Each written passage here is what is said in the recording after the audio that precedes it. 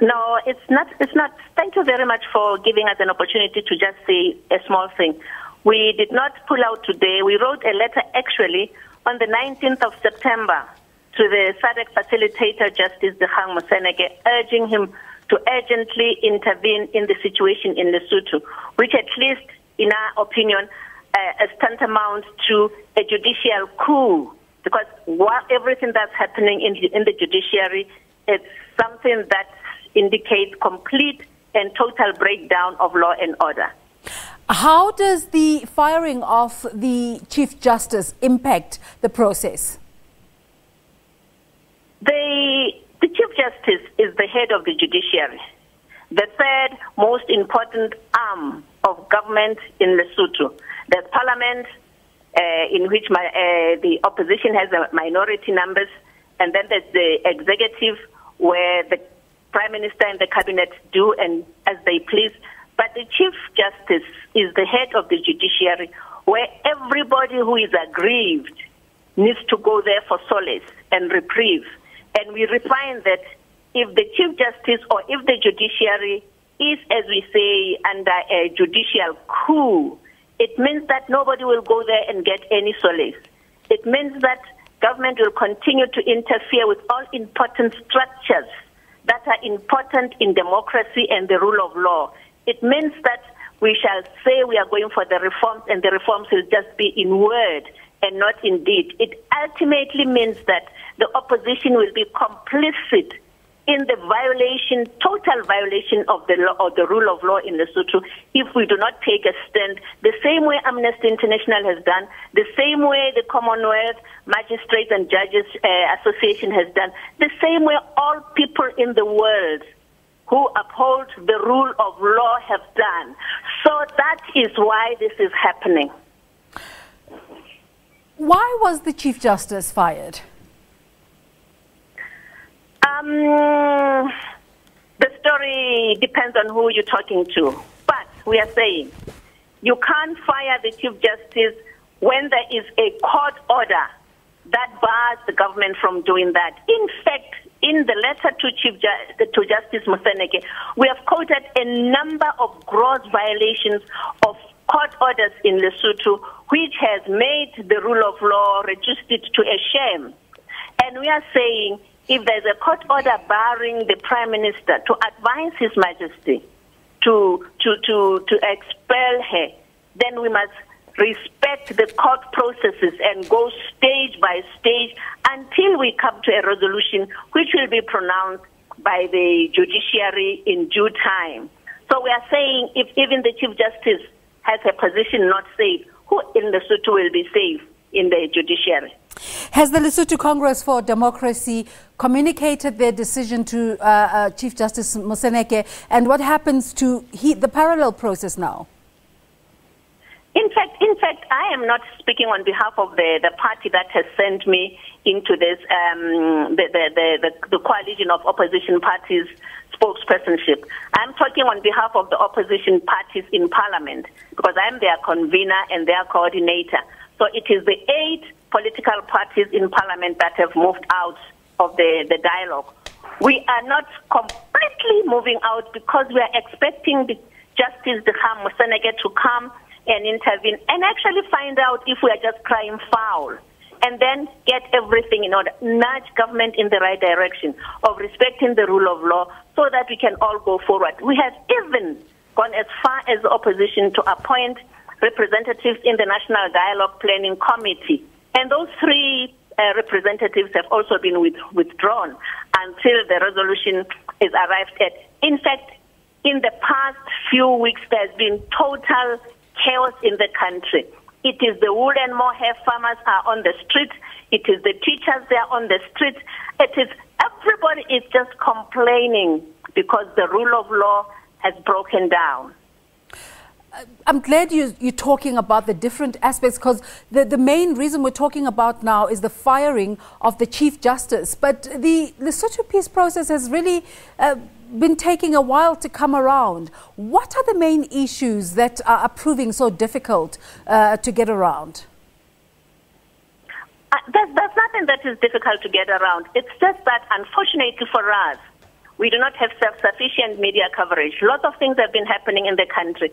The opposition has been doing this. Various parties have been doing this to try and ensure that we nudge government in the right direction. In fact, if you were to call the outgoing chairperson of the Oversight Committee, Ambassador Matondo, he will tell you that at midnight he gets telephone calls that the police are doing this, the police are beating up people, the police are doing this, the police are torturing people. He is so tired of that.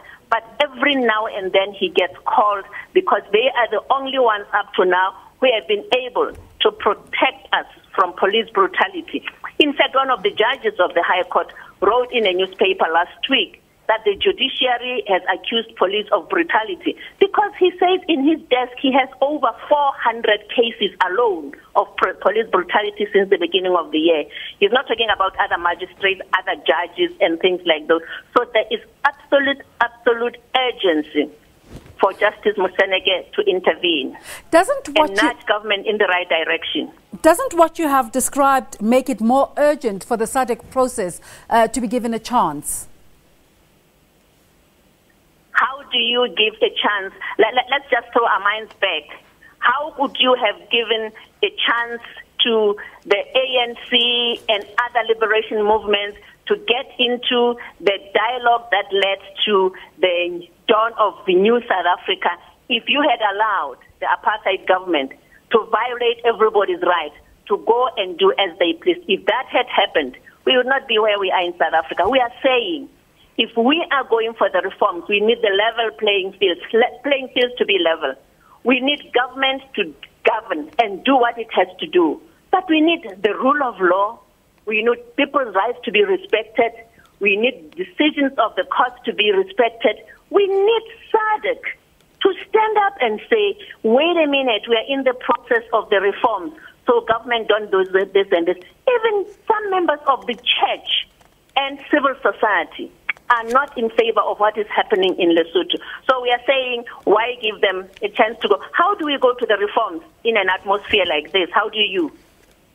You say you have been interacting with other political parties. What is the way forward now, just in wrapping up? The way forward, the way we see it, which we have suggested to Justice Moseneke, is for the government to suspend its action against the Chief Justice and let due process, legal process, take place. The second issue we are saying, SADC ought to inform or nudge government in the direction of respecting court processes. And we need to sit down and say, this and this are muddying the waters ahead of the national dialogue. So government don't do this.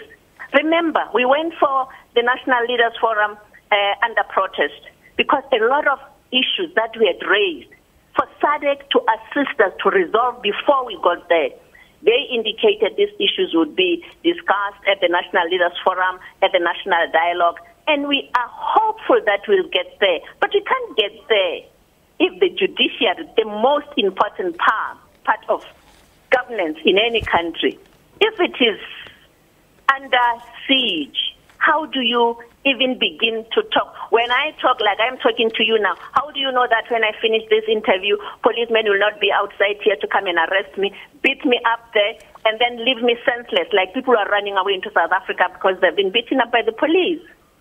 Mamello Morrison is with the Lesotho Congress for Democracy. As she stated there, she is currently representing the political parties within Parliament, the 8 political parties within Parliament, as she is the convener in her role as the convener in Parliament. But we also have on the line the Popular Front for Democracy's advocate Lekgetho Rakwane from Lesotho. Advocate, what is your party hoping to achieve by boycotting the SADC reform process? No, we are not boycotting. We have just decided to ask for intervention because of what we perceive as a violation of rule of law by the Prime Minister of the government when they violated a court order which has restrained the Prime Minister from suspending the Chief Justice. And that has happened despite the court order. Notwithstanding that, to make matters worse, the acting Chief Justice now, she is she is hearing matters where she is a respondent or where she is actually part of the litigants. She is continuing with that. In other words, that amounts to a coup. The office of the Chief Justice, the secretary has been taken out. You know, it's a kind of a coup of some sort in the judiciary. So we are saying, no, let's wait here, SADC come and restore law or rule of law. That's all we are asking for. Are you saying there's anarchy in Lesotho? It's happening without any law or rule. Are you saying there's anarchy in Lesotho? Yes, as far as the judiciary is concerned, and remember the judiciary is the one that is now dealing with all other matters, you know, whenever anybody has a problem. But now the judiciary has been turned upside down and court orders are being violated by the government. So that is a temporary, very temporary measure. We are just waiting for the intervention of the facilitator or the team led by Justice Museneke to come and intervene. What happens That's what we are calling for. You're saying it's a temporary measure. What happens to the rule of law in Lesotho in the meantime? Yes, that is why we are saying, because then the rule of law is that we are appealing to SADC to come and assist us and help, you know, to manage government, or at least to make sure that the government discontinue what it's doing. That is how it is almost real in the world.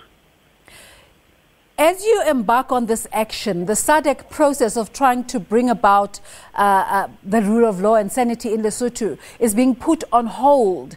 What happens in that regard? No, you see, what we are saying is that any reform, if we continue with them and there is no rule of law, they will be meaningless. So the whole idea is that the reform and rule of law must go hand in hand. Otherwise, if there is none, there is no point, because any agreement that is reached there at the reform will not be observed. It's going to comply with whatever agreement. And therefore, we are saying that must be the basis in which we are proceeding in the reform process. That every agreement, every law must be respected. And any party, in other words, we want also SADC to come and declare that behavior by government is actually frustrating the effort of SADC. So we want to hear SADC pronouncing itself whether what the government is doing, you know, the kind of chaos it's doing in the country, doesn't amount to frustrating its effort. To what extent are the political parties in agreement in terms of the way forward? Because we've just spoken to Ms. Mamello Morrison from the Lesotho Congress for Democracy, who was talking about halting of processes while this is being resolved. And you were saying that processes can continue while you're in conversation. No. We are saying, yes, we want the process to stop while we want a deliberation, you know, or an agreement as to what is happening. The kind of intervention. So we are asking for intervention. So I'm just saying that is temporary. It's not. We are almost at Eden, but the question is that we take this as a very temporary measure. What happens to the Basotho in terms of service delivery, in terms of life going on in Lesotho as this process unfolds? No, there is some element of service delivery, but we know the service delivery more or less is the question that the government is now bankrupt. So that one is another matter on its own right, which we can deal with it. We have an issue again, but I'm saying it's now separate from this one of reform and law, because what we are reforming are the laws. And if the laws are undermined, then there's no point of reform. But the other issues, yes, is another angle, but right now the biggest thing is that the government is bankrupt. The budget is, I think they are cutting off maybe 20% of the budget for the next financial year. So everything is also coming to a standstill in terms of that. And the more you undermine the rule of law, there's no investment, there is no confidence in the country. In fact, we have very two serious reports. We have been downgraded, and also the IMF has proved that it's not going to bail Lesotho out. The government has been asking a bailout from the International Monetary Fund. So that is another crisis, maybe in the budget and the financial sustainability, which is almost not there. So that's an issue in its own right. But right now we are dealing with the issue of SADC, the reforms. It is a question of law and order.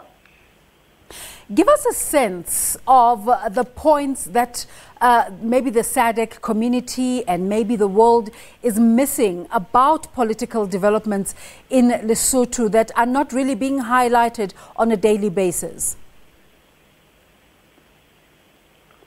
Yes, right now, for instance, we have a big case or issue pertaining to the wool and more industry. All the industry, after mining, because people are being labor migration in the mines, it's really contributing to rural areas because everybody somehow have a goat or sheep. The government has just introduced very draconian regulations where all the agreements which the people had with the South African Wool and More and also some sending their wool has just been stopped. So from April, March this year, no sale of wool and more has been taking place because people are blocked at the borders. Peace to expand the wool and more because of the issues. All right, we'd like to continue with that conversation, but we seem to be having a very bad line there with Advocate Lekgetho Rakwani from Lesotho, and there is, as he mentioned and the previous speaker said, a dissatisfaction in Lesotho due to the firing of the Chief Justice. We'll continue to follow that story.